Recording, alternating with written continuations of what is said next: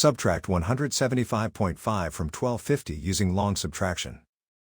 Line up the decimal points in the same column. Add placeholder zeros so both numbers have the same number of decimal places. We work from right to left and finish one column before moving to the next.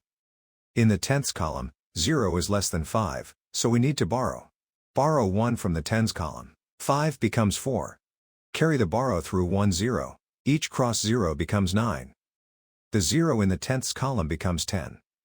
In the tenths column, 10 minus 5 is 5. In the ones column, 9 minus 5 is 4. In the tens column, 4 is less than 7, so we need to borrow. Borrow 1 from the hundreds column. 2 becomes 1. The 4 in the tens column becomes 14. In the tens column, 14 minus 7 is 7. In the hundreds column, 1 minus 1 is 0. Bring down 1 in the thousands column. Bring the decimal point straight down into the answer. The final result is 1074.5.